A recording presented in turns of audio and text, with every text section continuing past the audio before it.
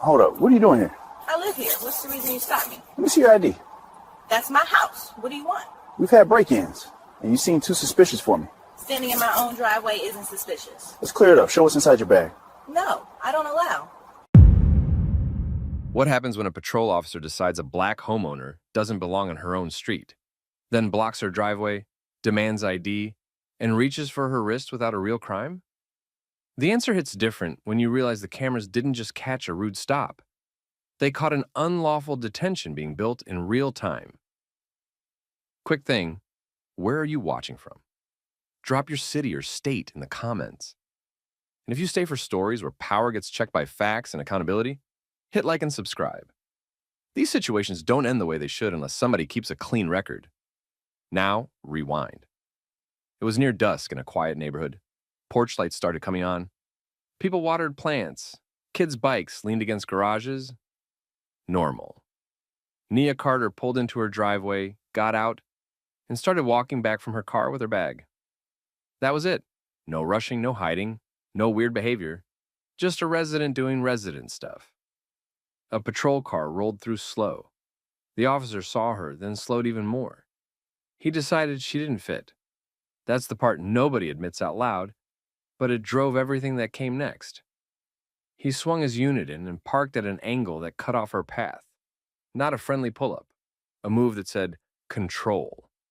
He stepped out and started pressing her immediately. He demanded to know what she was doing. He demanded to know where she lived. He demanded ID. Nia didn't match his energy. She stayed steady. She told him she lived there. She pointed to the house. She asked what crime he was investigating. He didn't answer with a crime. He answered with vibes. He leaned on the usual vague pile. He referenced recent break-ins. Said she looked suspicious.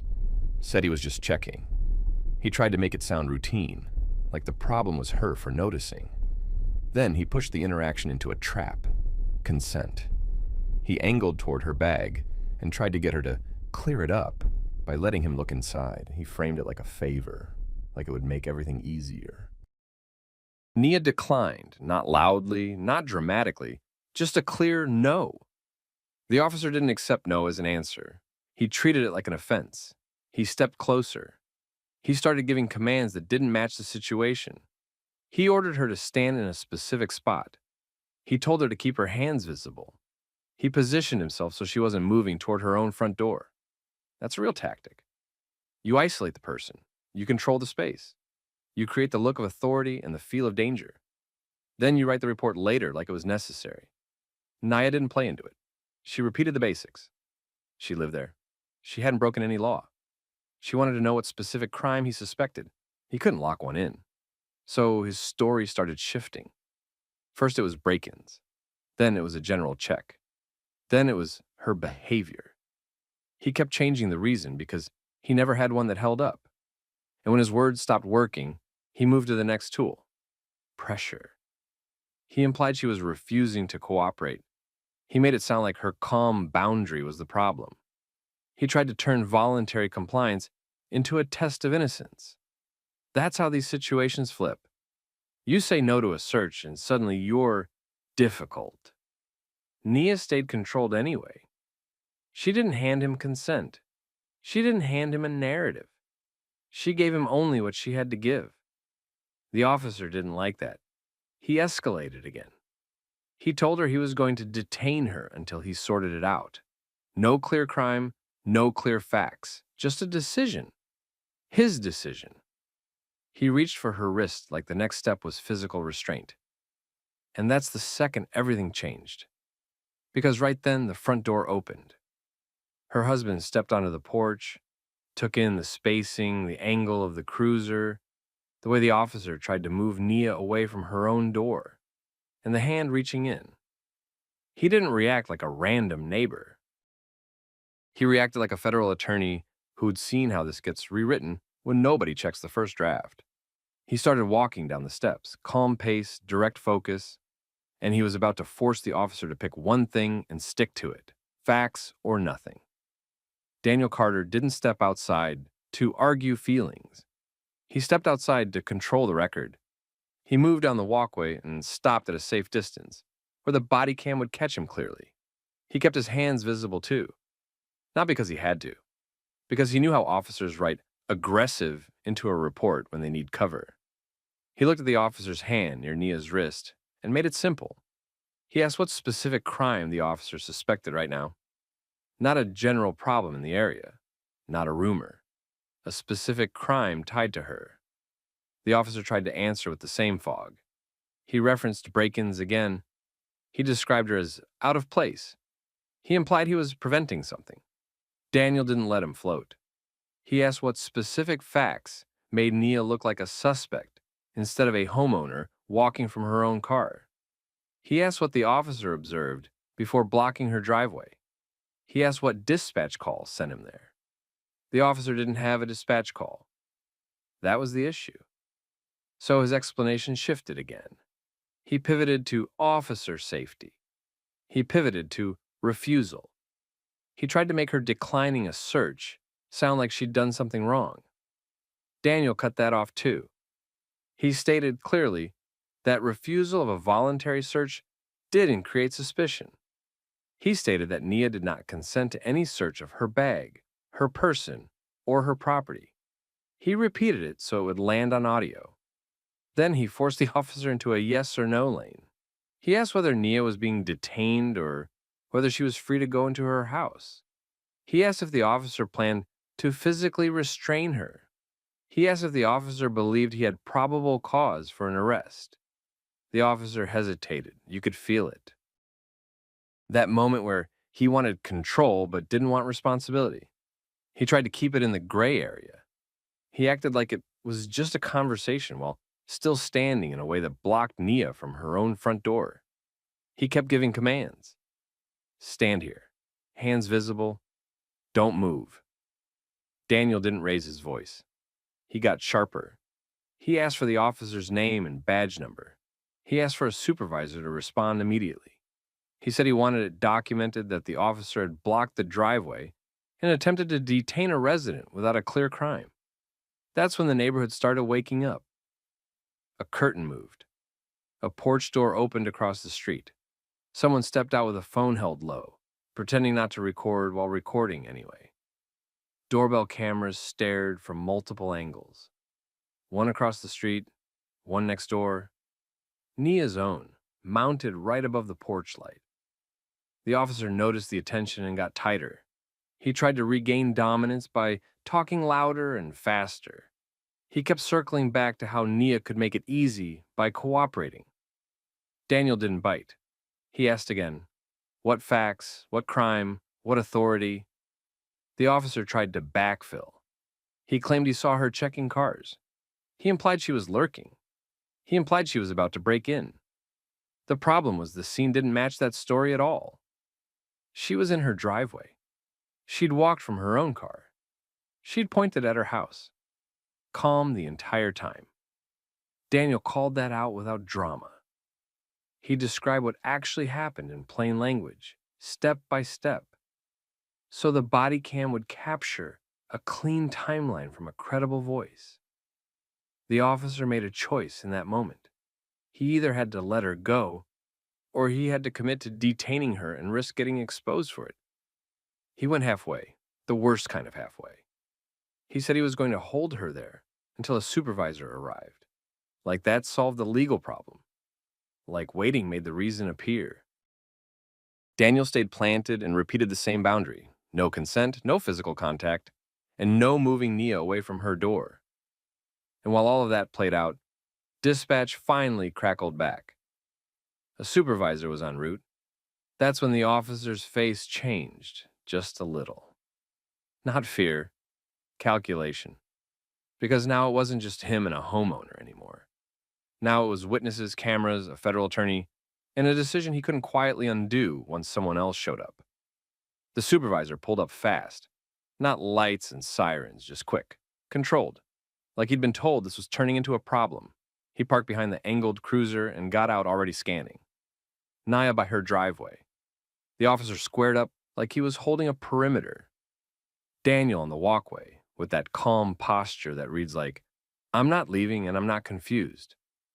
The supervisor walked in and didn't start with a speech. He started with a short reset. He separated the space. He told the officer to step back with him a few feet, not a friendly move, a management move. Then he asked what the stop was for. The officer tried to deliver a clean story. He couldn't. He went back to break-ins. He said suspicious. He said refused to cooperate. He tried to make it sound like he'd been polite and she'd been difficult. Daniel didn't let the term slide.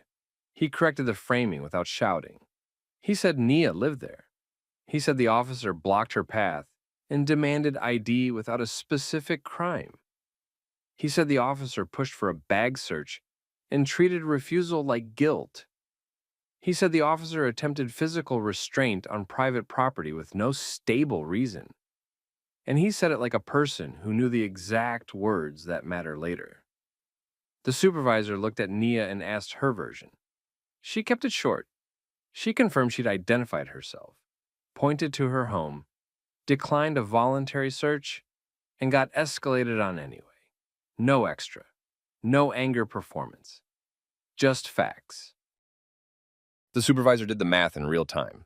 He had a weak stop, witnesses, and multiple cameras. He also had a federal attorney, calmly pinning everything down in front of everyone. So the supervisor took the quickest exit. He told Nia she was not detained. He told her she was free to go inside. He told the officer to return to his vehicle. Then came the apology, the kind departments use when they need the moment to end without admitting anything useful in court. Short, controlled, not emotional. Nia didn't accept it like a favor, and she accepted it like a closure to a situation that never should have happened. She walked toward her front door without rushing, without giving anyone a reason to claim she fled or acted nervous. Daniel didn't let the supervisor leave without locking down one more thing. He asked for the supervisor's name. He asked for the incident or call reference number. He asked how to request the Bodycam footage. He asked for confirmation that Nia did not consent to any search and was never shown a specific suspected crime. The supervisor didn't argue, and he answered enough to move it along. The officer stayed near his cruiser, stiff, quiet, face tight, not angry like a cartoon villain, more like a guy realizing he'd taken a routine patrol decision and dragged it into a documented event with a paper trail he couldn't control. Because the street had seen it. One neighbor had been recording openly by now. Another had a Ring camera aimed straight at the driveway. Another had a camera that caught the cruiser's angle and the officer stepping into her space. And Nia's doorbell cam had the cleanest view of all. The approach, the commands, the hand going for her wrist, and the moment Daniel walked out. When the vehicles finally rolled away, the neighborhood didn't go back to normal. People stood longer than they needed to. They talked in small clusters. They compared what they saw. Someone asked Nia quietly if she was okay. She said she was fine. She didn't feel fine. She just didn't want to fall apart on the sidewalk in front of everyone. That part hit later, inside the house, when the adrenaline dropped and the reality settled in. This wasn't just rude, this was a near miss. And Daniel didn't treat it like bad luck or one weird officer. He treated it like what it was. An incident that would get rewritten unless they moved first. So that night, while the street quieted down, he started building the record. And he did it the way people win these cases, not with a rant, with timestamps. Daniel didn't wait for the neighborhood to cool down. He moved first. That mattered. That night, he wrote the timeline while it was still fresh, minute by minute. When the cruiser slowed, when it angled in, when the officer demanded ID, when he pushed for the bag, when he tried to physically restrain Nia, when the supervisor arrived, when the supervisor ended it. He also did something most people don't think to do. He listed the cameras. Nia's doorbell camera, the neighbor across the street with the wide-angle view, the house 2 doors down that caught the patrol car's approach, the phone video from the porch watcher who didn't realize how useful their shaky clip would become. Then he filed the formal complaint. Not a social post. A real complaint routed through the department's process, with a copy sent to the city's risk management and the civilian oversight contact. He requested specific items, not all records. Bodycam footage for the officer and the supervisor. Dispatch audio for that time window. CAD logs showing whether the officer was assigned a call or freelancing. GPS and unit location logs if available. Any prior calls for service on that street? The officer's incident report. Any field interview card? Anything that captured the reason he said he was there. He also sent preservation notices. That's the part that corners a city. Preserve the body cam. Preserve the in-car dash footage. Preserve the radio traffic. Preserve the complaint intake. Preserve any internal messages about the incident. Preserve it all because litigation was reasonably anticipated. That phrase shows up later for a reason. He did the same with the neighborhood cameras. He didn't just ask nicely. He asked neighbors to save the clips and export them immediately before systems overwrote them. Nia didn't have to be reminded why. She'd felt the moment the officer reached for her. She understood what could have been said later if there wasn't video. Days later, the officer's report came in through the normal pipeline. It leaned on the oldest tricks in the book. It framed Nia as suspicious without naming a concrete crime. It leaned on area break-ins without tying them to her behavior. It used refused to cooperate, as if declining a voluntary search was the same as resisting lawful orders. It described his actions like calm procedure. The video didn't match. The doorbell footage showed Nia walking from her own car, normal pace, normal posture. No casing, no hiding, no checking doors. It showed the cruiser angle that boxed her in. It showed the officer stepping into her space after she declined the search. It showed the wrist reach, clear as day. The body cam made it worse for the city, not because it showed screaming, because it showed emptiness. No stable reason. No single consistent story. Just shifting explanations every time Daniel pressed for specifics. Then came the next phase. The claim. Daniel filed the notice with the city, civil rights, unlawful detention, attempted arrest without probable cause, retaliatory escalation after refusing consent. And because Nia was on her own property, the optics got uglier fast. The city's first response tried to minimize it. They leaned on discretion. They leaned on community caretaking. They leaned on reasonable suspicion without explaining what created it. Discovery didn't care about their vibe-based defense. The timeline locked in.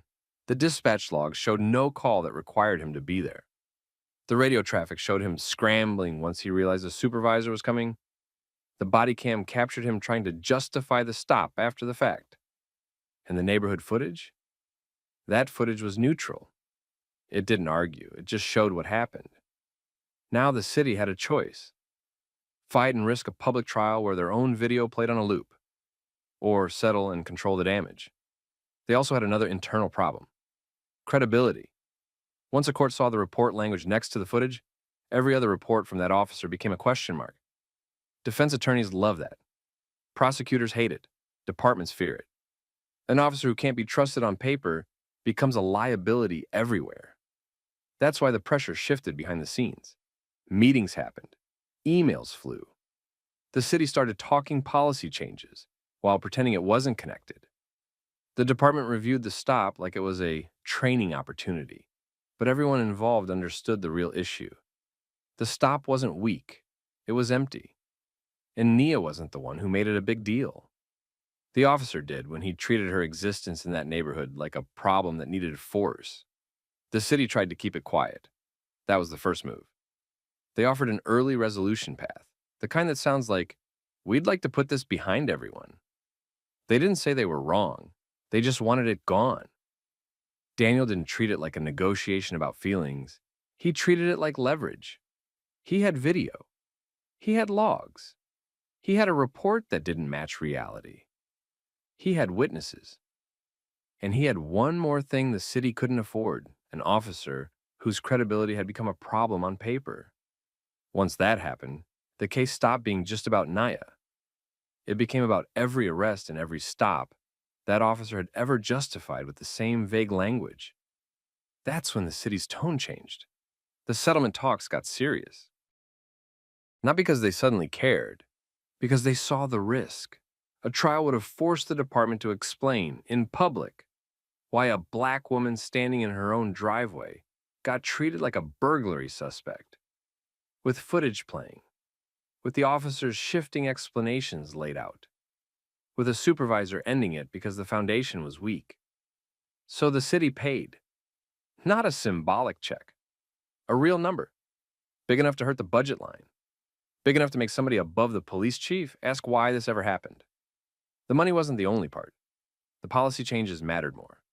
The department updated stop guidance around suspicious person calls and self-initiated contacts. They tightened the requirements for detentions on private property. They made supervisors respond faster when an officer escalated a consensual encounter into a detention. They also changed how consent searches had to be documented because she refused couldn't be used as a justification anymore. They didn't label it because of Naya. Departments rarely do. They just changed the rules like it was coincidence. Inside the department, the officer didn't walk away untouched. He got pulled off street duty while the investigation ran. Then came discipline. The exact internal labels didn't matter as much as the outcome. The department couldn't keep putting him in situations where his word mattered. Because after this, his word didn't matter the same way. Defense attorneys would request this footage in every case he touched. Prosecutors would hesitate to call him a clean witness. Supervisors would treat him like a liability. That's how careers end in policing. Not always with a dramatic firing. Sometimes with a slow collapse of trust. In this case, it ended faster. He left the department. Whether they called it resignation, termination, or separation, the reality was the same. He couldn't keep the job once credibility cracked. And that brings us to the point people miss when they watch these stories. Nia didn't win because her husband had a title. She survived the encounter because she stayed calm, asked the right question, and didn't hand over consent just to make an officer feel better. She didn't argue in circles. She didn't give the officer extra material. She kept it tight. And when the officer tried to turn nothing into a detention, the situation got captured clearly enough that the system couldn't pretend it never happened. That's the lesson. Most bad encounters rely on two things: confusion in the moment and rewriting afterward. Nia cut off the confusion. Daniel cut off the rewrite. Now you tell me. If you were in your own driveway and an officer blocked your path and demanded ID without a real crime, what would you do? Would you stay calm? Would you know what to say? Drop your thoughts in the comments. And if you want more stories like this, realistic, modern, and focused on accountability, hit like, subscribe, and share this with someone who needs the reminder. You don't have to consent to be treated fairly. Hang tight right here. Don't walk off. Sir, what's the reason you stopped me? We're investigating a complaint. Just answer my questions. Tell me what the complaint is. Turn around for me. Hands behind your back. Why am I being detained? What happens when a woman calls 911 about indecent exposure on a quiet lakeside trail? And officers grab the first man who sort of fits a rushed description, then discover he's armed during the stop? It doesn't end like people think. Because the cameras didn't just capture a bad call. They captured how fast a weak ID turns into a full detention, while the real suspect gets distance. Where are you watching from? Country or state? Drop it in the comments. And if you want more stories where body cam footage and oversight actually change outcomes, hit like and subscribe. This started on October 14th, 2024, on a lakeside greenway trail next to a residential neighborhood. The kind of place people treat like their backyard. Joggers, dog walkers, bikes, routine. A woman named Erin Wallace was jogging with her dog when she believed a man exposed himself near the trail. She didn't confront him. She called 911. Dispatch sent officers quickly. The problem? Her description wasn't sharp enough. It had general details, clothes, build, direction, plus one key location marker, a wooded cut-through that connected the trail to side streets. That cut-through wasn't just scenery. It was an escape route with multiple exits. Officers Hines and Patel arrived and started scanning for anyone who looked close. They didn't find someone actively doing anything. They found a normal area with normal people. Then they saw a man step out from the wooded cut-through. That man was Marcus Reed, mid-30s, off-duty sheriff's deputy, black, just walking, not running, not hiding. He didn't know he was walking into a call. To the officers, he was close enough. That's the kind of match that starts mistakes. They stopped him and began trying to confirm identity and reason for being there. Marcus denied the accusation immediately and kept saying they had the wrong person. He stayed calm. He didn't escalate. He tried to keep the exchange factual. Hines didn't treat it like a quick check. He treated it like a suspect interview. He pressed harder, warned Marcus about giving false information, and kept tightening the questions. Patel didn't talk much. He positioned for control and watched Marcus's hands and movements. Minutes passed. The stop didn't loosen. It hardened. Then Erin drove past the area and looked over. She told the officers she was confident they had the right man. That one moment changed everything. Now the officers didn't feel like they were investigating. They felt confirmed. They shifted from stopping Marcus to detaining him. They warned him again about accuracy and consequences and kept him in place while they worked to verify who he was.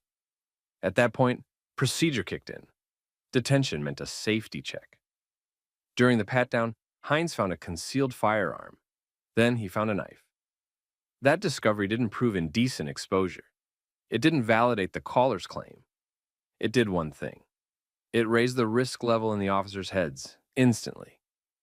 The body language changed. The spacing changed. Their urgency jumped. Marcus saw it happen in real time.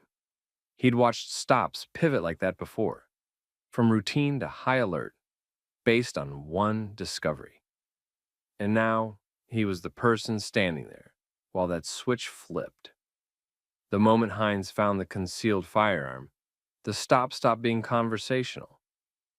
No more, let's figure this out. It turned into containment. Hines controlled Marcus's hands and space. Patel widened his angle and watched for any movement toward the trail or the cut-through.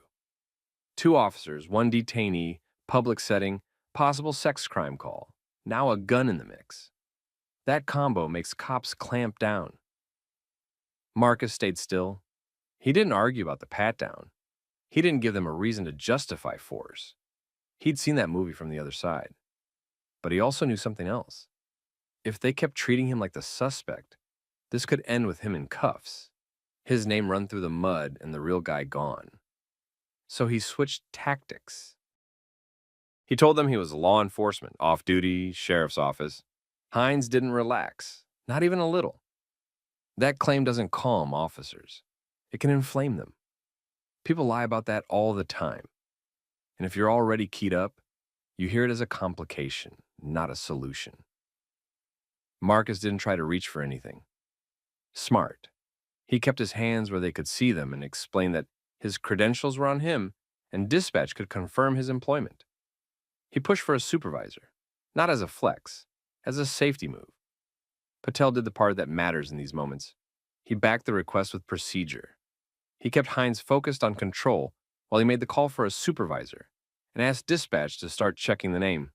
This is where power turns into paperwork. Fast. Hines tried to lock Marcus into one version of his identity.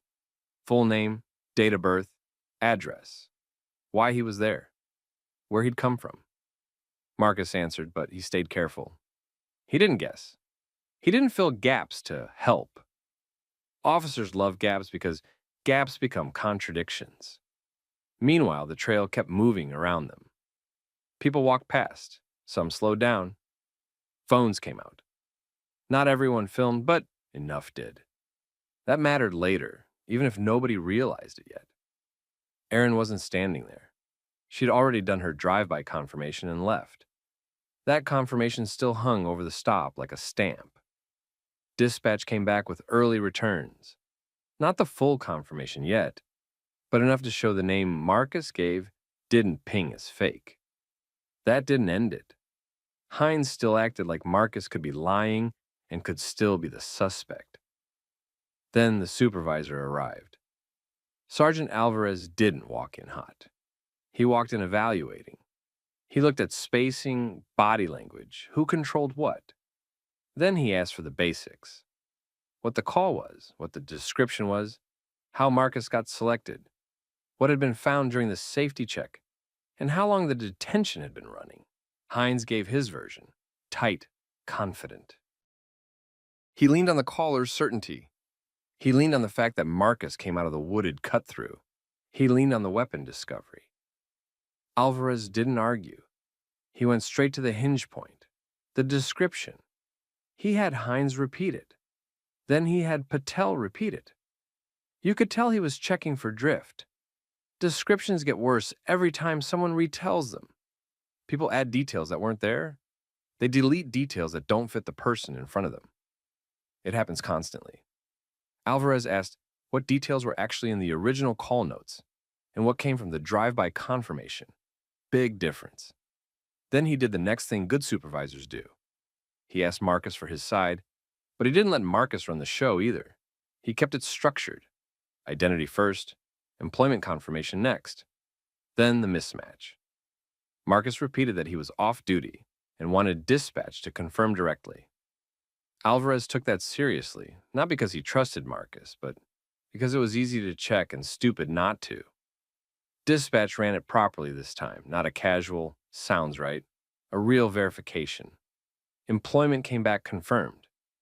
That should have ended the tension.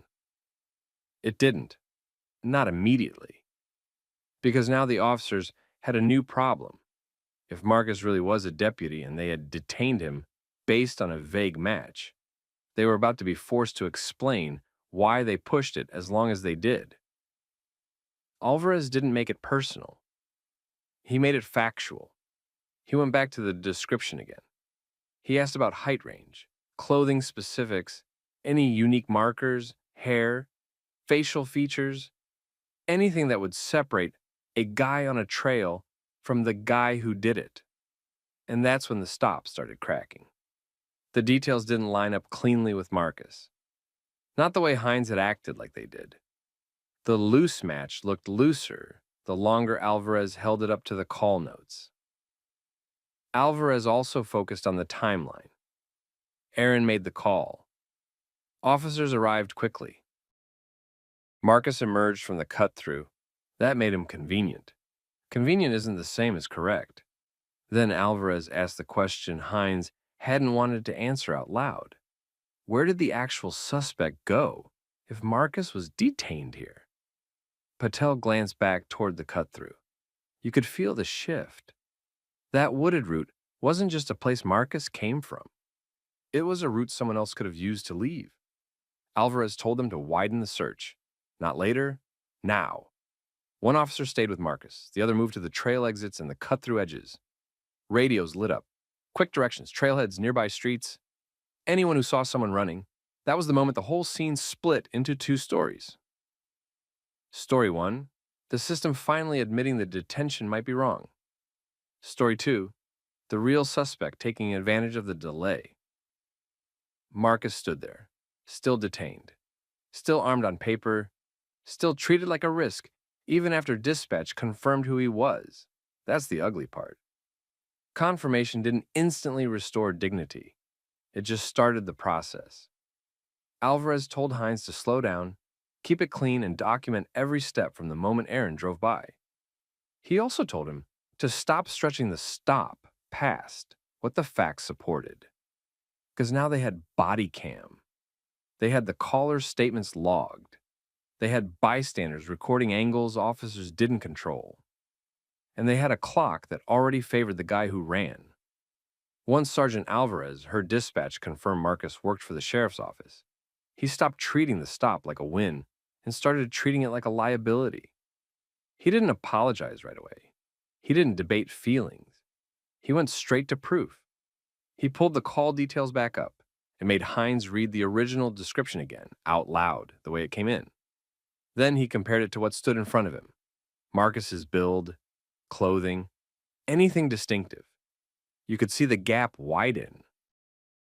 Hines had built the stop on a loose match and the caller's confidence. Alvarez didn't care about confidence. He cared about whether the details actually matched. They didn't. And then the cameras started doing what cameras always do. They took the story away from whoever talked the loudest. Alvarez had Hines and Patel keep their body cams rolling and asked if anyone nearby had recorded. They didn't have to ask long. People already had phones out. Trail stops draw attention fast, especially when officers posture up and someone stays calm. A bystander showed a clip that captured Marcus stepping out of the cut-through. It also captured the part officers didn't want to admit. He wasn't acting like someone who'd just committed a public sex offense and sprinted off. No frantic movement, no scanning, no bolt. Another phone clip caught Erin's drive-by moment.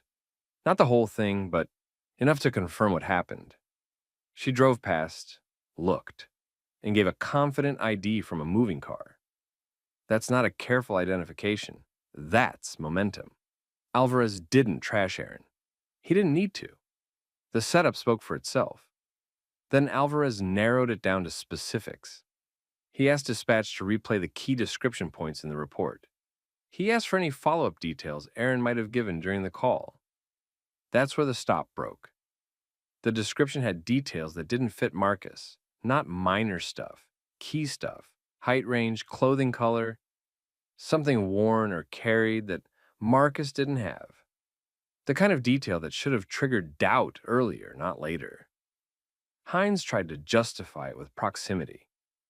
Marcus came from the cut-through. That had been the whole basis, convenient timing, convenient location. Alvarez didn't let that carry the day. He treated it as exactly what it was. A reason to check, not a reason to detain this long. Now the ugly part. The delay. While they held Marcus, the real suspect had time. That wooded cut-through connected to side streets. Multiple exits. Someone who actually did it could have moved fast, ditched an outer layer, blended into a neighborhood, and gone quiet. Alvarez pushed Patel to expand the search immediately. Trail exits first, then the nearby streets. He called for units to check likely paths. He had them hit the places a person would pop out if they wanted to vanish. Parking lots, side roads, back fences, the next trailhead. They moved, hard, too late. They didn't find the suspect. No one did in that first push. The head start mattered. Back at the stop, Alvarez had to unwind the mess without creating a new one. Marcus still had the firearm and knife issue hanging over the scene. Not criminal, but sensitive. Officers don't like letting an armed detainee walk away until they feel they've controlled every variable. Alvarez handled it like a supervisor who'd done this before. Secure the weapon during the stop, verify legality, then return it once the detention ended, and everything stayed calm. Marcus cooperated. He didn't taunt them. He didn't give them a reason to save face through force. He just waited while they caught up to reality. Alvarez ended the detention. He documented the reason clearly. Misidentification. That mattered. Paper is policy. If the report said clean release with no issue, it would bury the problem. If it said misidentification and extended detention, it would trigger review. Alvarez chose review. Hines didn't look happy about it. Patel looked more relieved than anything. Different personalities, same system. And Marcus? He looked like someone who'd just spent the last chunk of his day proving he wasn't a stranger's fear. He kept it together, but you could tell it sat heavy. Being right doesn't erase how it feels when officers treat you like a threat in public. Alvarez also gathered the obvious evidence before anyone could forget it existed. He flagged the Bodycam segments. He noted the timestamps when the stop began, when Erin did the drive-by ID, when the weapon got found, when dispatch confirmed Marcus's employment, when the description mismatch became undeniable, when the detention ended. Those timestamps would matter later. A lot. Units canvassed nearby cameras next. Homes facing the trail. Any doorbell cameras? Any park or street cameras at exits? They checked the cut-through angles. They checked intersections where someone could have peeled off. They got pieces. Not enough. The suspect had done the one thing that beats quick police response. Leave early. The department couldn't brush it off. Too many cameras. Too many timestamps. Too many people who watched it happen. Sergeant Alvarez documented the stop as a misidentification and noted the detention dragged on after the facts started wobbling. That single choice forced an internal review. No hiding behind good faith and moving on. Investigators started with the basics, the 911 call log, dispatch notes, the exact description Aaron gave at the time. Then they compared it to what officers said out loud on scene and what they acted on. The drift jumped off the page. Detail softened. Certainty hardened.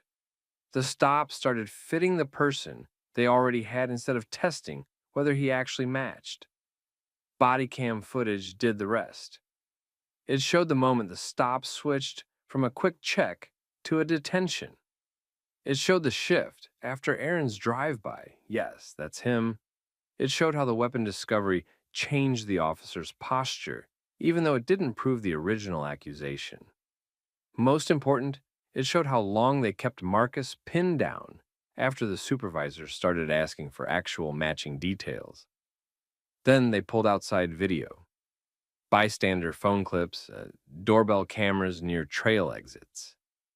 Anything that showed timing and movement around that wooded cut-through. Those clips backed up two things at the same time. Marcus didn't act like a fleeing suspect. The real suspect had time to move because the officers fixated on the wrong man. The review called out specific failures, not vague communication issues, specific stuff. They held on to a loose match too hard. They treated the caller's confidence like proof. They let the stop escalate on momentum. They didn't pause when the description didn't line up cleanly. They didn't split resources early enough to both verify the detained person and actively search the cut-through exits. That last one hurt. Every minute spent trying to force a shaky ID was a minute the actual suspect got to spend leaving. It also raised a separate issue, the weapons. Marcus carried a concealed firearm and a knife. Legal, not tied to the alleged exposure. Still, the footage showed the officers mentally merged armed with guilty. They tightened control because they got scared, not because the facts changed. That's a real problem. Fear is loud on camera. The public sees it. Supervisors see it too. The department didn't announce some dramatic punishment.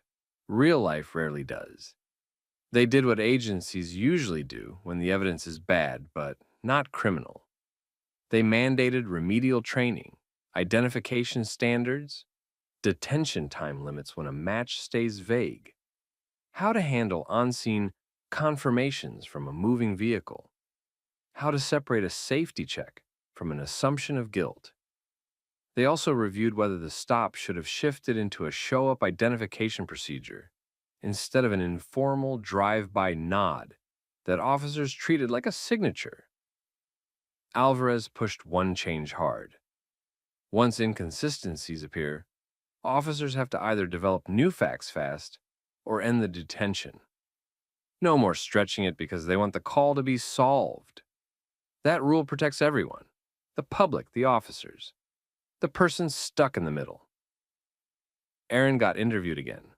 Investigators didn't label her malicious. They focused on accuracy, what exactly she saw, how long she saw it, distance, lighting. What she remembered versus what she assumed. The review made a point a lot of people don't want to hear. Someone can be genuinely upset and still be wrong. Certainty doesn't equal correct. As for the actual suspect, the follow-up search hit the same wall most of these cases hit. He had a head start.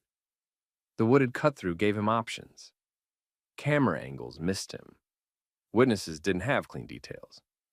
Investigators canvassed exits and pulled footage, but nothing landed clean enough for an arrest right away. The case stayed open. The trail stayed the same.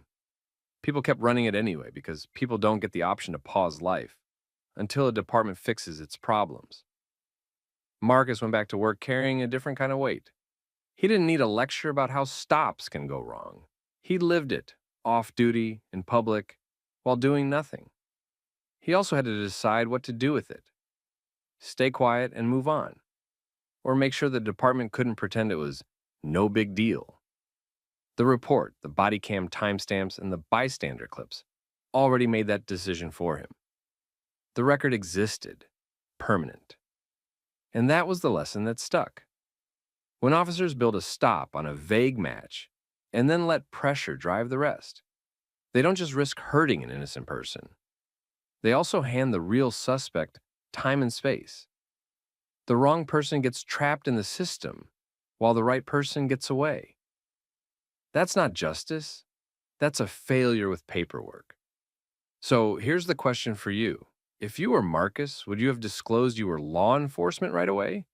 Or would you have stayed a regular civilian and let them run it like that? And if you were the supervisor, what's the exact moment you would have ended the detention? Drop your answer in the comments. Share this with someone who still thinks, if you did nothing wrong, you've got nothing to worry about. And if you want more story times where the camera changes the outcome and accountability actually shows up, like and subscribe.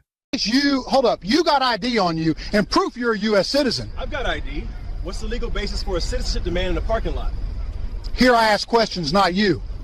Are you a citizen? Yes, I'm the county sheriff. You're gonna regret it real quick. The ICE agent stepped into Sheriff Darius Whitaker's space beside the SUV and treated the parking lot like his personal checkpoint. Citizenship proof, right now. No reason given that made sense, no clear allegation, just pressure. Whitaker didn't rush to satisfy him. He kept his hands visible and asked for the legal basis.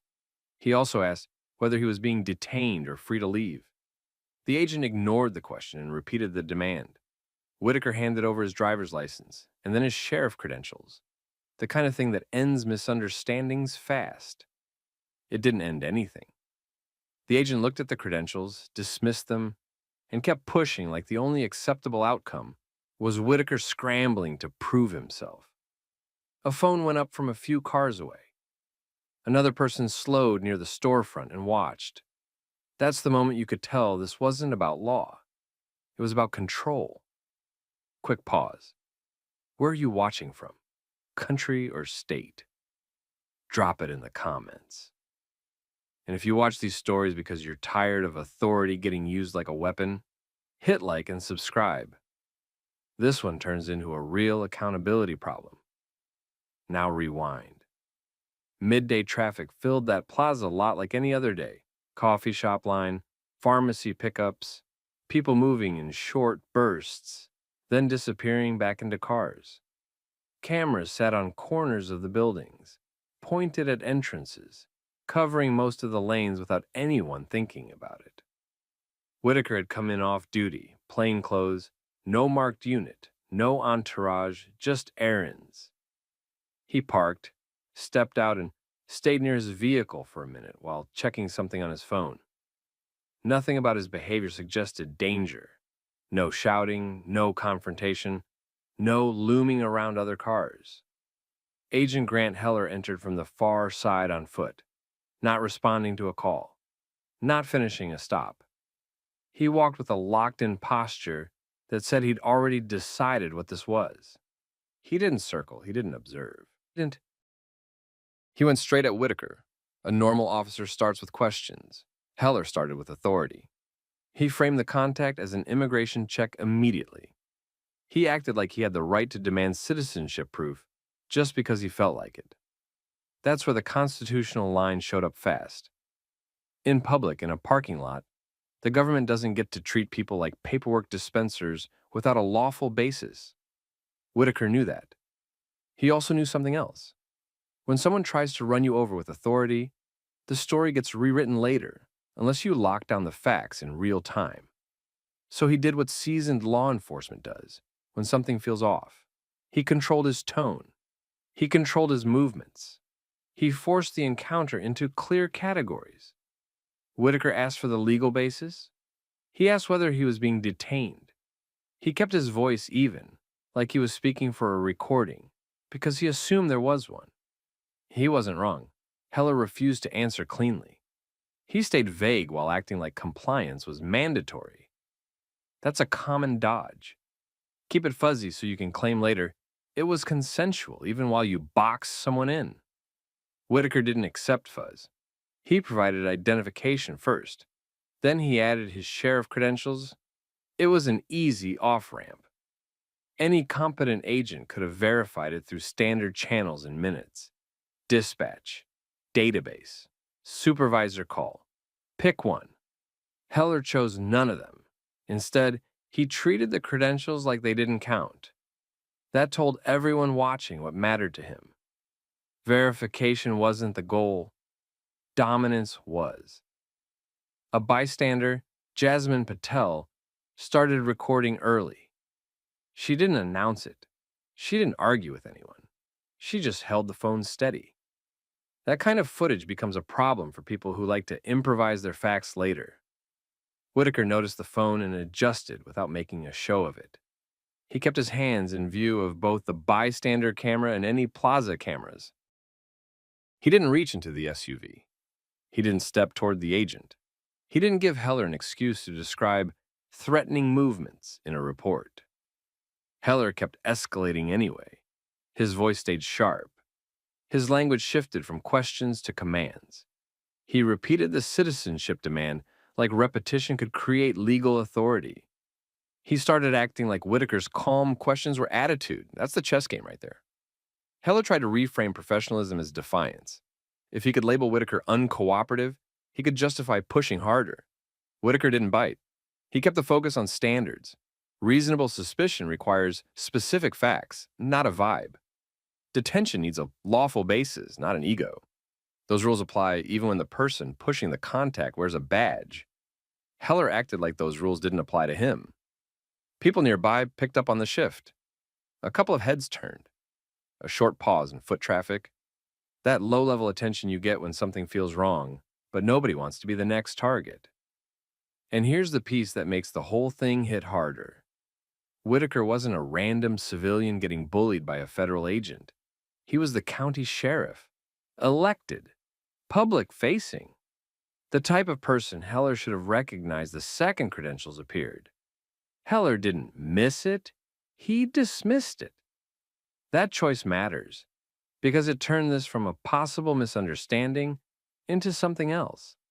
A federal agent deciding that a black man's status didn't matter unless he personally felt satisfied.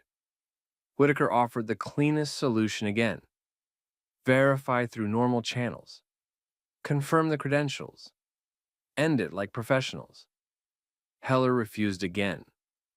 His body position shifted closer to the driver's side area, narrowing Whitaker's movement. Subtle to some people, obvious to anyone trained.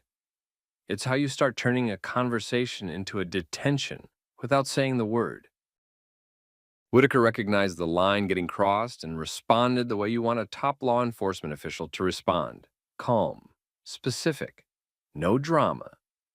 He made it clear he would cooperate with lawful verification. He made it clear he wasn't consenting to random demands that had no legal foundation. Heller didn't back down. He leaned in harder like he needed Whitaker to comply just to validate the approach. Heller didn't verify a thing. No dispatch call, no quick database check, nothing that would create an objective record. Instead, he tried to force the moment forward with commands. He kept circling back to citizenship proof and acting like Whitaker owed it to him, right there in the open, in front of strangers. Whitaker held his ground without making it a scene. He asked again if he was being detained. He asked again what specific facts justified the demand. He pointed to the credentials already in the agent's hands and pushed the obvious fix. Verify through standard channels. Heller avoided every clean answer. He kept talking like the authority itself was the reason. Body position changed next. Heller edged into the space by the driver's side area, close enough that Whitaker couldn't just step away without bumping him. That's how a conversation becomes a detention without anyone saying it out loud.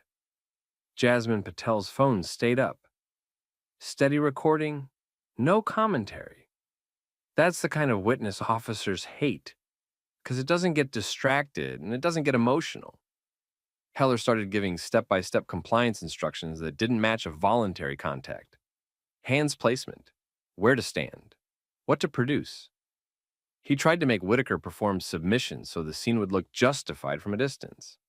Whitaker didn't argue every instruction. He stayed focused on the legal threshold.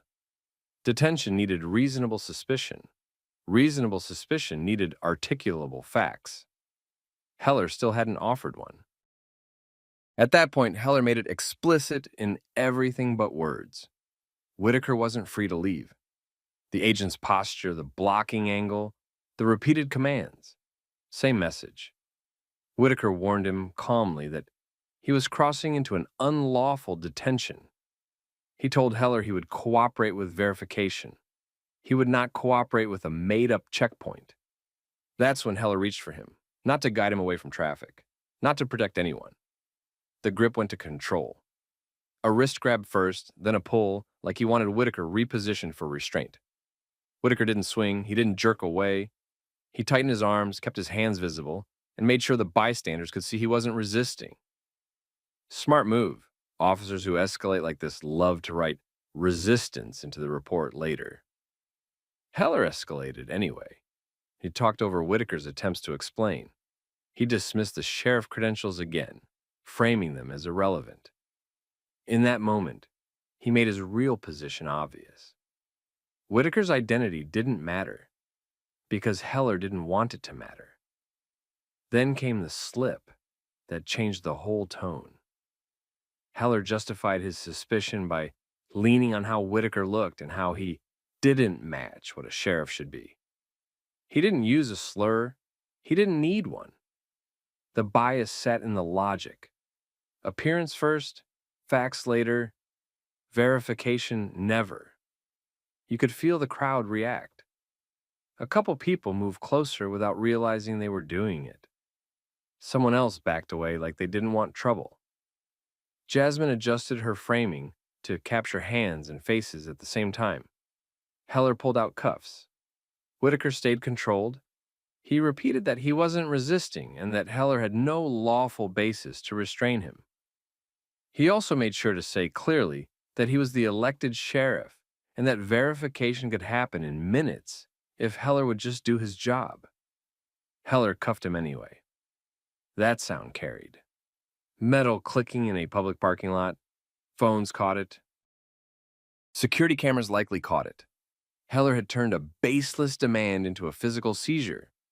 With Whitaker restrained, Heller tried to take ownership of the narrative. He rattled through vague reasons, identity uncertainty, behavior, the refusal to produce what Heller wanted. None of it tied to a specific crime. The explanations kept shifting, which is always a bad sign. Consistent facts don't need constant rewriting. Whitaker didn't bargain, he didn't plead. He kept asking for the lawful basis and kept requesting verification through dispatch. He treated it like a procedural failure that was getting documented in real time, because that's exactly what it was. Then county backup arrived. Deputy Lena Park pulled into the lot after a call came in about a federal agent detaining someone. She stepped out, saw the crowd, saw the cuffs, and moved in fast enough to take control without escalating. Recognition hit her the moment she got close. That was her sheriff in restraints. Park didn't waste time debating feelings. She demanded the reason for the detention. She demanded the basis. She demanded Heller's identification and supervisor contact. Direct, professional, no room for performance. Heller tried to hold the scene. He attempted to keep talking past her, like the sheriff being cuffed was still just a subject in his operation. Park bypassed him and verified Whitaker through dispatch immediately. Speaker on, clear enough for anyone nearby to hear. The confirmation came back fast because it wasn't complicated. Elected sheriff. Active? Known. Seconds of verification wiped out Heller's entire justification. Heller's posture changed right there. Less command voice, more damage control. He moved to remove the cuffs. Whitaker didn't gloat. He didn't raise his voice. He rolled his wrists once and looked at Heller like he was looking at a report that didn't match the evidence. Park told Whitaker to step back, breathe, and let her handle the immediate scene. Whitaker did, then started doing what experienced leaders do when something goes sideways, securing the record. He asked for the agent's full identifying information and supervisor contact again, this time with a witness and multiple recordings running. He told Park to request the plaza camera footage. He told her to document the bystander video contact info. He reminded her to capture timestamps and where each person stood. Heller tried to justify it one more time. He implied Whitaker's refusal to provide citizenship proof forced the escalation. He implied the credentials didn't resolve the immigration concern. He tried to make it sound like his hands were tied. Nobody bought it. Verification had taken seconds. The only reason it hadn't happened earlier was because Heller refused to do it. Whitaker made it clear he wasn't letting this get buried as a misunderstanding. He didn't threaten. He didn't rant. He stated what was going to happen next. Formal complaints, preservation requests, and a full review of the detention. Heller walked away with his authority intact on paper, but his credibility cracked in public. Cameras don't care about rank, and Whitaker didn't treat it like a parking lot argument anymore. He treated it like a civil rights violation that just handed him evidence. Whitaker didn't treat it like a bad interaction that ended when the cuffs came off. He treated it like a violation that only mattered if the record stayed intact. Deputy Park took names and noted positions. Jasmine Patel got asked for her contact info and the original file. Plaza businesses got hit with immediate requests to preserve camera footage before it auto-deleted. Time mattered. Some systems overwrite in days. Back at the sheriff's office, Whitaker did something most people can't do after something like that. He stayed methodical. He pulled the county dispatch log showing how fast verification happened once someone actually made the call. He documented the timeline while it was still fresh. He wrote down the agent's vehicle info, the sequence of commands, and every point where verification was offered and refused. The next piece was control of evidence. A preservation letter went out that same day through counsel, not a friendly email. A formal notice telling the federal agency to retain body-worn footage, radio traffic, CAD notes, and any internal messages tied to the incident. Another one went to the plaza property manager for all relevant camera angles, receipts, dates, specific time windows. Then came the predictable part. ICE management didn't open with accountability. They opened with tone management. A supervisor called and framed it like a misunderstanding that could be handled professionally if everyone stayed calm and kept it quiet. The message wasn't hard to read. They wanted this contained. Whitaker didn't take the off-ramp. He asked for the incident report number, the agent's full identifying info, and confirmation that all recordings were preserved. He also asked whether the agent had contacted any verification channel at any point before putting hands on him. The supervisor didn't give a clean answer. Meanwhile, Jasmine's video didn't sit in a folder for long. Somebody shared it. Maybe her. Maybe someone who got it from her. Either way, it hit local feeds first, then jumped to bigger pages because the situation was simple to understand. A federal agent demanded citizenship proof from a black man in a parking lot, ignored credentials, and escalated to cuffs. Public reaction came fast, not just outrage, recognition. People had their own stories and didn't need a lecture to connect the dots. Local reporters called the sheriff's office for comment. Whitaker didn't hide. He kept it tight. He confirmed the basics, confirmed the existence of video, and confirmed that his office was preserving evidence and pursuing review. That's when the agency tried to build a narrative. Heller's initial paperwork painted the contact like a routine check with safety concerns. It leaned on vague language, behavior, noncompliance, unable to verify identity, the usual. The problem was the timeline it didn't support it. Video showed Whitaker provided ID and credentials early, Dispatch logs showed verification happened in seconds once Park called. The agent hadn't used the obvious channels before escalating. Those facts sat there like a brick.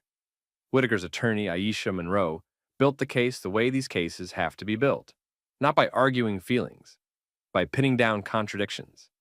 She pulled the exact timestamps from the bystander video. She matched them to the dispatch verification time. She requested plaza camera footage to cover what the phone camera didn't. She demanded any government recordings and communications tied to the encounter. She logged every delay. ICE didn't hand everything over quickly. That also wasn't surprising. Requests got slow-walked. Responses came in pieces. Some items got flagged as unavailable or under review. Standard friction. Monroe didn't get stuck in that lane. She filed formal complaints through multiple channels at once. Civil rights complaint, oversight complaint, internal review request. Each one created a paper trail that couldn't be brushed off with a phone call. Then the lawsuit got drafted. The core wasn't complicated. Unreasonable seizure, detention without reasonable suspicion, restraint without probable cause, racially driven suspicion dressed up as immigration enforcement. The demand for citizenship proof became central because it showed what the encounter was from the first seconds. Whitaker also made a strategic choice. He didn't frame it as, "They embarrassed me." He framed it as, "They'll do this to anyone," and it happened to someone with training, resources, and evidence. That moved the story out of ego and into rights. More witnesses came forward after the clip spread. A man near the pharmacy entrance said he saw the grab and the cuffs. A store employee confirmed the plaza had cameras covering that lane.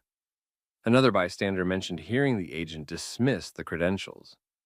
Small pieces, but they stacked. Pressure grew inside the county, too. Some officials wanted it quiet because they didn't want tension with federal partners. Whitaker refused that angle. He'd spent years preaching documentation and lawful thresholds. If he folded now, everything he'd enforced on his own deputies would look fake. So he stayed consistent. Monroe filed in federal court once the evidence package was strong enough to box the agency in. Not a vague complaint, a timeline-driven one. Video references, dispatch references, verification references, specific actions tied to specific constitutional limits. And that's when things shifted behind the scenes. Because once it's in court, the game changes. Depositions get scheduled, records get compelled. People have to answer under oath. Reports can't hide behind vague words when a video shows the opposite. Whitaker didn't need revenge. He needed accountability that would survive excuses. Once the lawsuit landed, nobody could hide behind vague wording anymore.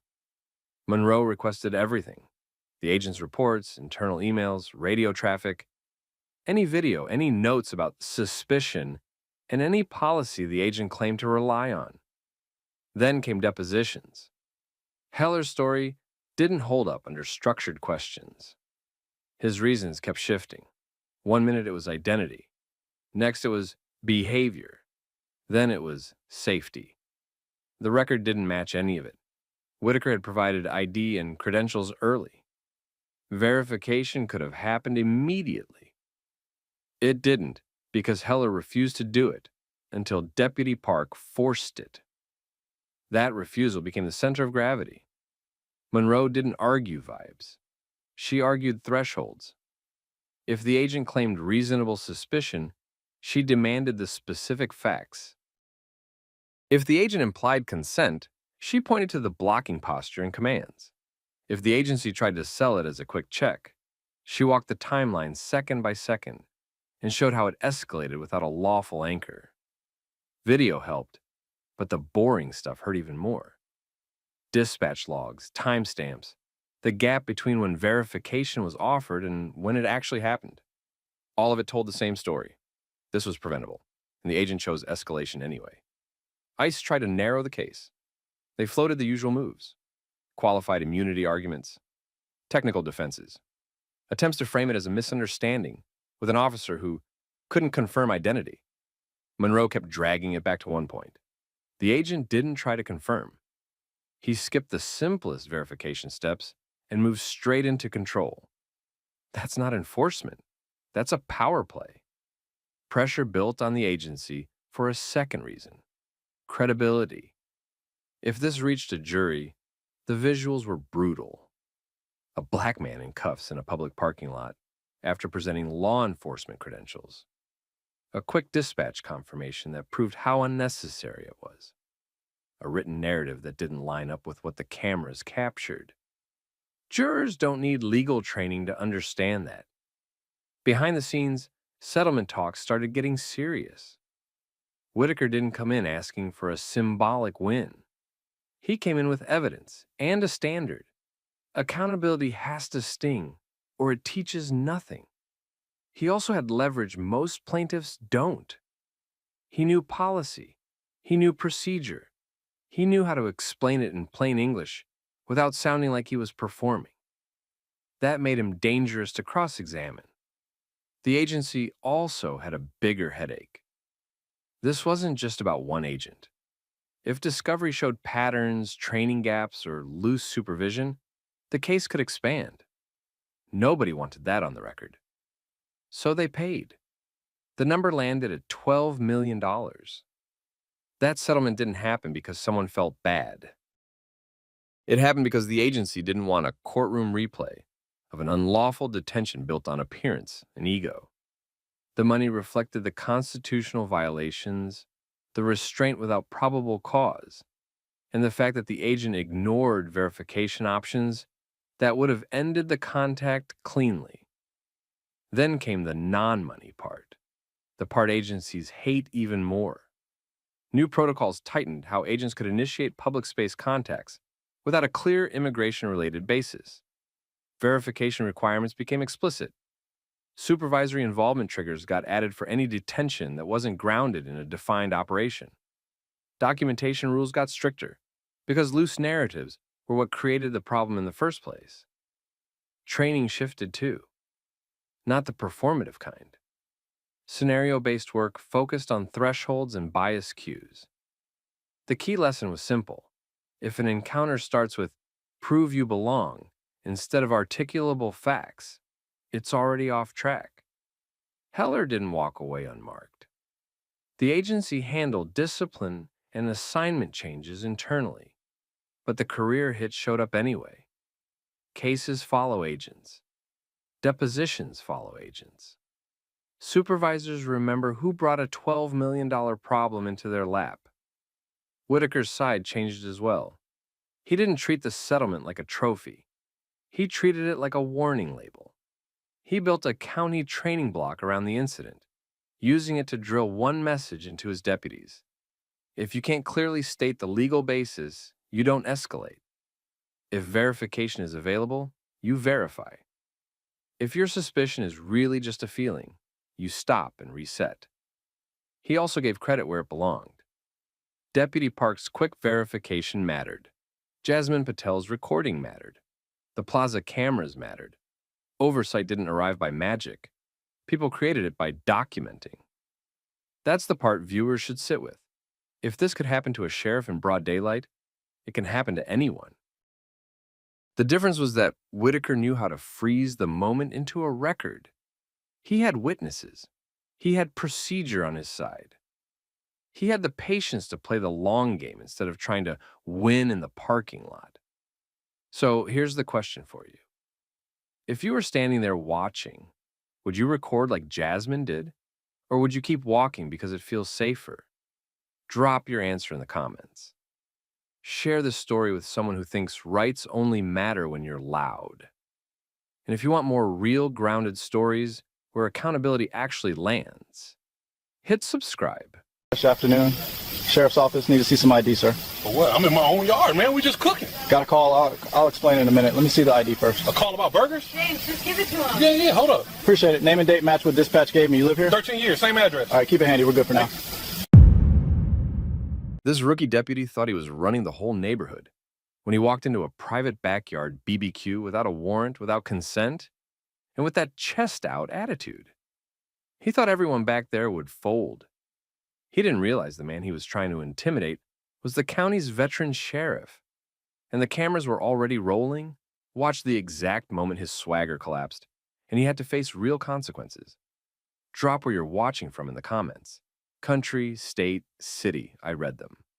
And if you like stories where people stay calm, know their rights, and force accountability, hit like and subscribe. These situations don't fix themselves. People make them get fixed. Now rewind a second, because this didn't start with a crime. It started with a normal Saturday and two deputies who confused a badge with permission. Sheriff Marcus Bennett had the kind of house that made sense for someone who'd spent decades in law enforcement. Not flashy, set back a bit. A fenced backyard, one side gate, a clear private property sign near the latch. He'd hosted the same summer BBQ for years. Family, friends, coworkers from different eras of his career. Nothing wild. Food, music, kids running around. The usual trash talk near the grill. He was off duty, no uniform, no gun on his hip. Just a man trying to have a peaceful afternoon. Most of the guests were black. That matters because it shaped what happened next. You could feel it in how fast the deputies went from checking to controlling. A neighbor had called in something vague, the kind of call that creates trouble because it's built on vibes, not facts.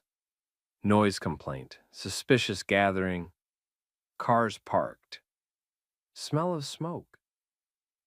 The dispatcher sent 2 patrol deputies from the county unit. Deputy Tyler Crane was the kind of rookie who treated every call like a stage. Big energy, loud presence. He'd been on the road long enough to know how to talk, like he was in charge, but not long enough to know when to slow down and ask the right questions. His partner, Deputy Evan Ricks, followed his lead. The backup brain. He didn't create chaos, but he fed it. He reinforced the posture. He helped make it feel like a raid instead of a check. They didn't go to the front door. That's the first red flag. No knock, no attempt to contact the homeowner like normal people. They walked down the side of the house, opened the gate, and stepped straight into the backyard like they owned it. Bodycam caught the shift instantly. You could see the energy change in the space. People stopped talking. A kid froze with a plate in his hand, and someone near the table leaned back like the air got tight. Crane didn't introduce himself like a professional, then he went straight to control. He started scanning faces, counting bodies, looking for someone to dominate. Then he started demanding identification from the guests like they were lined up outside a club. And here's the thing. Even if they had a legit reason to be there, and they didn't, demanding everyone's ID at a private BBQ without a specific crime is not policing. It's fishing. It's intimidation dressed up as procedure. Ricks hovered behind him, watching reactions, ready to step in. You know that stance. Hands near the belt, weight forward. The posture that says they want someone to give them a reason. Crane focused on the people who looked least likely to fight back. Older relatives. Younger guys who didn't want drama. He threw out consequences. Detention. Interference. The usual. The words that don't mean much unless people panic. Then Bennett moved. At first, he wasn't rushing in. He watched from a few steps back. Not because he was scared, because he was reading the situation like he'd done 1,000 times. He looked at where the deputies entered. He looked at how they addressed his guests. He looked at the fact that nobody had invited them back there. He stepped forward and asked the most basic question any homeowner has the right to ask. What business they had entering a fenced backyard. Crane tried to flatten him with authority. He leaned on the idea that a badge equals access. He acted like the deputy's presence automatically made it a lawful investigation. Bennett didn't match the volume. He didn't puff up. He didn't give the deputies the emotional fight they were hunting. He stayed calm and started doing something that makes bad policing fall apart fast. He started asking for specifics. Call reason, reported crime, probable cause, consent, exigent circumstances, who gave permission to open a gate and enter the curtilage of a home. Crane didn't have answers. He had attitude. So he reached for the weak excuse. The one deputies love when they've got nothing solid. He claimed they smelled something suspicious. That's when you could tell Bennett's patience moved from annoyed homeowner to professional accountability mode, because the smell excuse didn't match the scene. No emergency, no screaming, no danger, no active crime visible. Just a family event. And the deputies were standing in the middle of it, demanding IDs like they'd found a criminal operation. Crane slipped into the line that exposed the real motive. Not evidence, not public safety. Just assumptions about a group of black people gathered in one place. He didn't say it in a polite way. He said it like the yard itself looked guilty. That was the mask-off moment. You could feel it. Guests went quiet in a different way. Not confusion, recognition. Bennett didn't argue the social side of it. He didn't lecture. He did what smart people do when they want consequences. He made it procedural. He told them they were trespassing. He told them they entered without consent. He told them they were escalating a non-incident into a constitutional violation. And then he delivered the sentence that changed the whole temperature. He identified himself as Sheriff Marcus Bennett. Not in a dramatic way, not for show.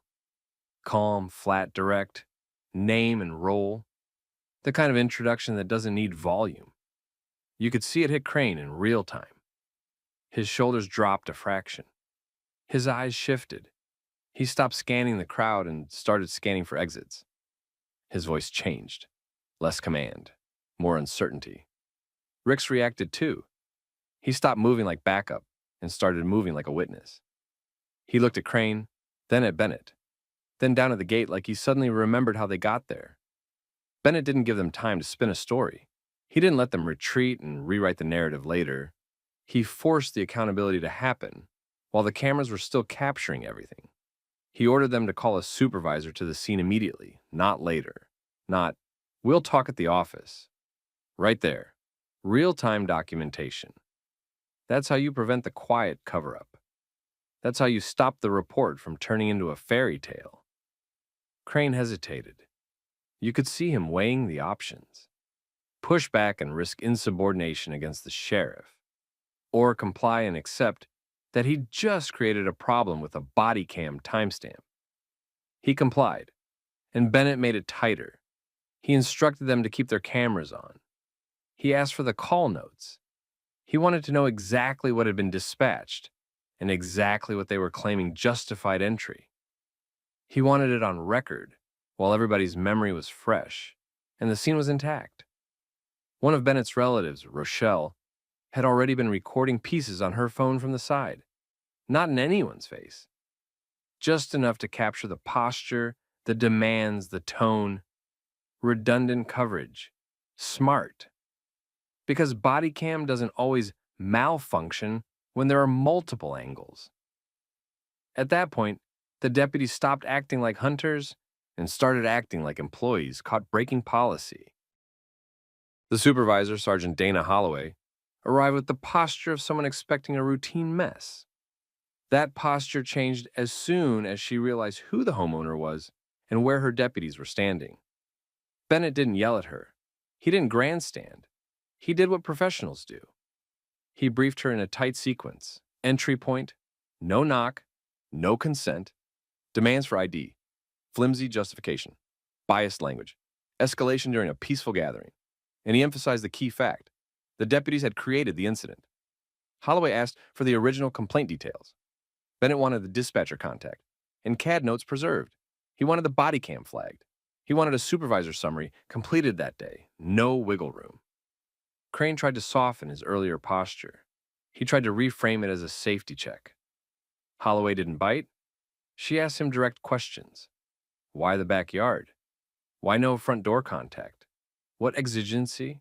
What crime? Crane had nothing but vibes, and vibes don't hold up when the person demanding accountability is the sheriff. That's where part one ends, the moment the power shifted fully. Not because Bennett pulled rank for ego, because he forced process. Process is what breaks misconduct. Process is what survives excuses. Sergeant Dana Holloway didn't walk into that backyard smiling. She walked in scanning. Who's upset? Who's filming? Who's about to sue? She'd seen enough Simple calls turn expensive. Then she saw Marcus Bennett. Her face didn't need to say anything. The pause said it all. Bennett kept it tight. He didn't rant. He didn't perform. He gave her a clean sequence like he was briefing a scene for court. He pointed out the entry point. Side gate. No knock. No consent. No contact attempt at the front door. Then the next problem. Deputies demanding ID from guests as if a private BBQ was a stop and frisk line. Then the excuse that didn't match reality. Smell, vague suspicion, nothing urgent, no emergency, no threat.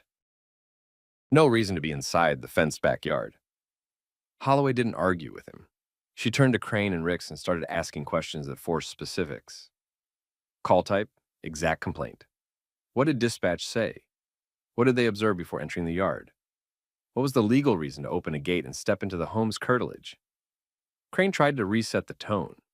He shifted from command voice to professional explanation voice.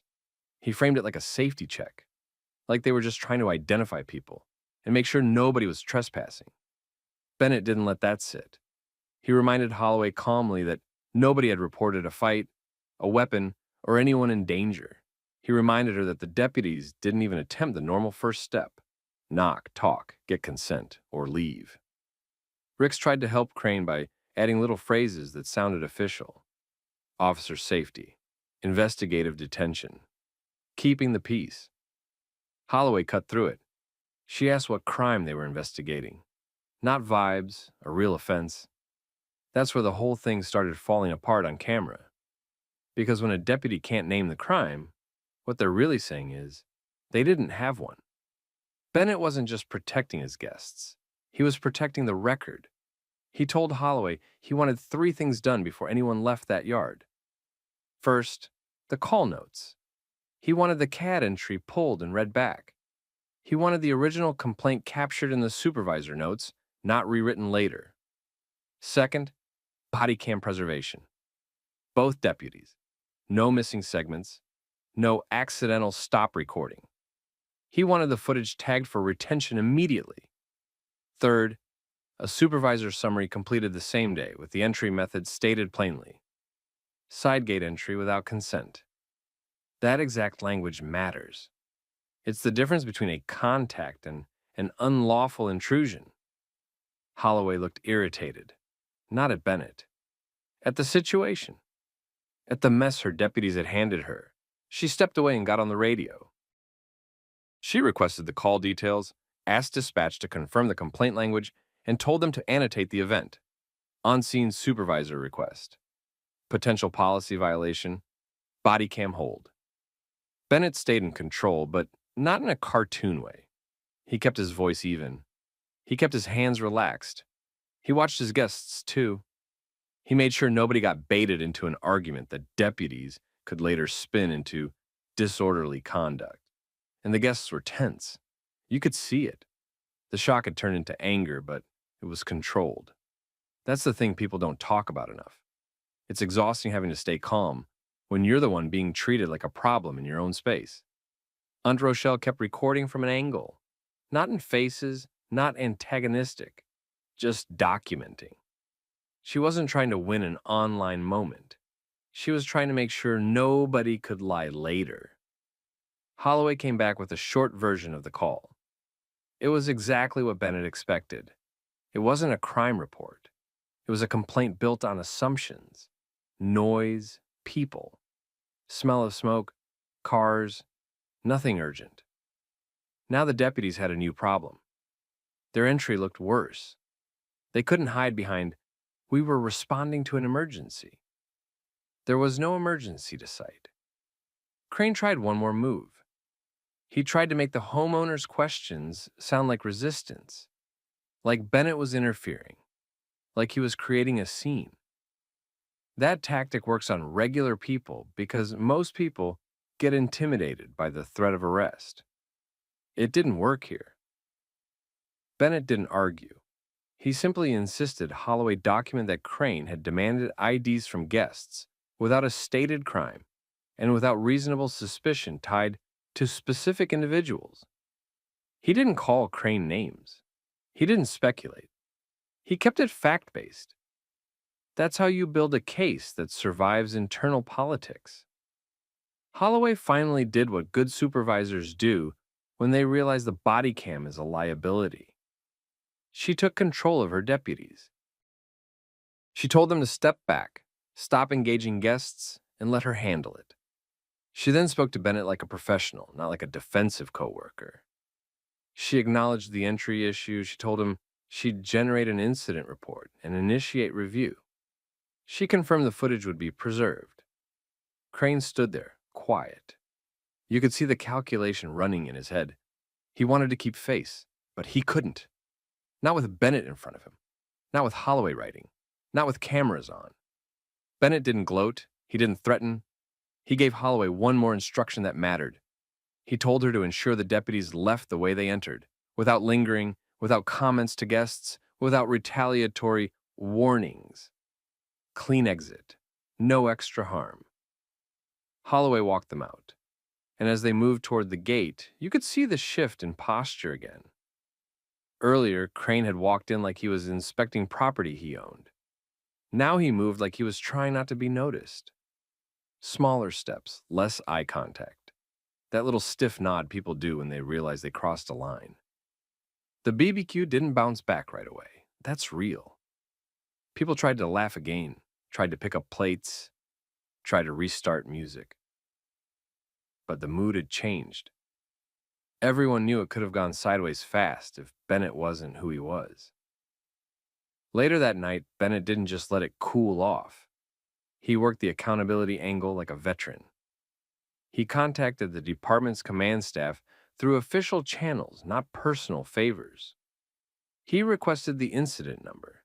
He requested confirmation in writing that the footage was placed on hold. He requested that internal affairs be notified, not as a threat, but as procedure.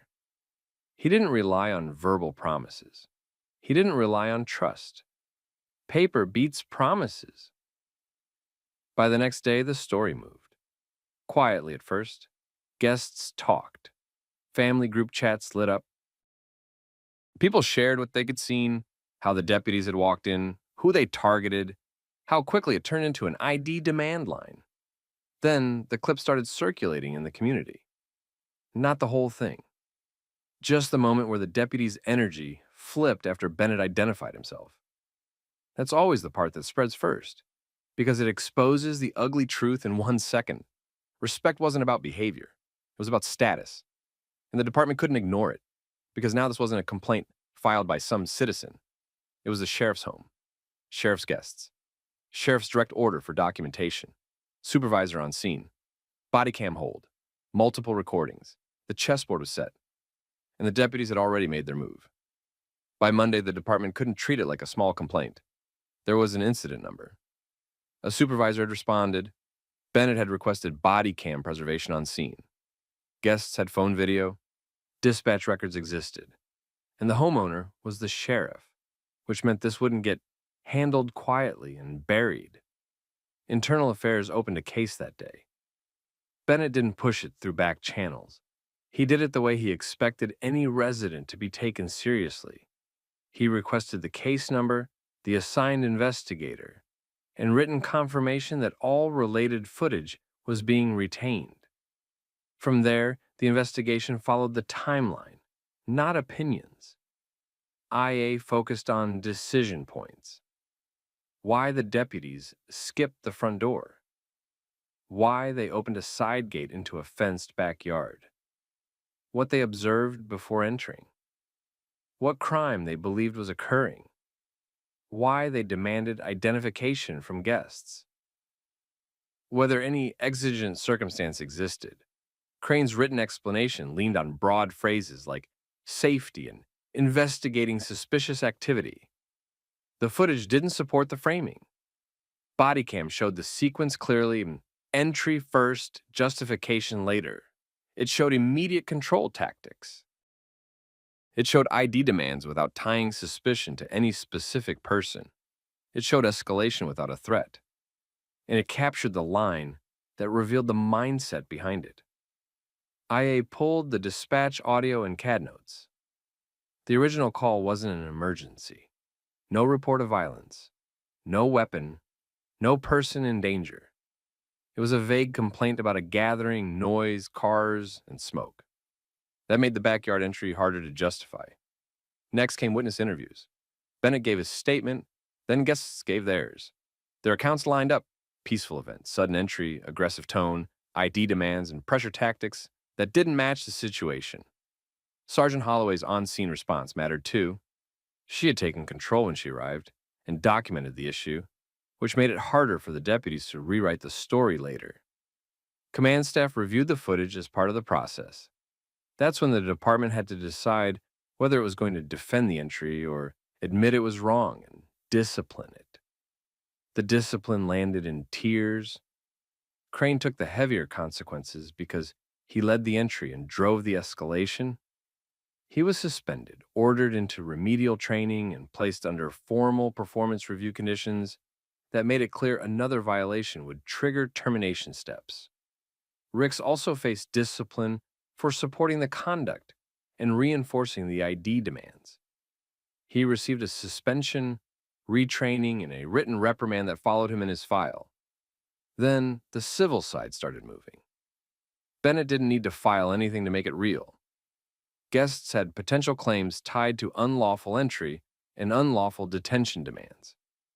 An attorney requested footage and records through proper channels: bodycams, dispatch audio, CAD notes, the supervisor summary, and training and policy materials. The county's legal team pushed for early resolution. They understood what a jury would see on video: fenced backyard entry without consent, followed by blanket ID demands, followed by shifting explanations. A settlement was reached later rather than letting it turn into a public trial. Details stayed limited, but the department couldn't hide the fact that it cost them. Bennett's bigger focus was policy. He issued a directive that made backyard entry rules explicit. Deputies needed consent, a warrant, or an actual exigent circumstance they could clearly articulate. He also added a supervisor review requirement for any complaint involving warrantless entry into residential curtilage, with same-shift documentation. Training changed to match the policy. Deputies ran scenarios where they had to state their legal grounds on camera before acting. If they couldn't explain it, they didn't get to do it. Dispatch procedures changed too. Call takers were instructed to ask more clarifying questions on vague, suspicious gathering complaints, so perception wouldn't get treated like probable cause. Weeks later, Bennett hosted another BBQ. People showed up, but the conversation had changed. Guests talked about what to do if officers entered private property: stay calm, ask the reason, ask for a supervisor, and document what happens. That was the real aftermath, not just punishment. A shift in how people and the department approached the line between authority and rights. So here's the question. If officers walked into your backyard and started demanding IDs, what would you do first? Comment it. Share this with someone who needs it. And if you want more stories like this, subscribe and stick around.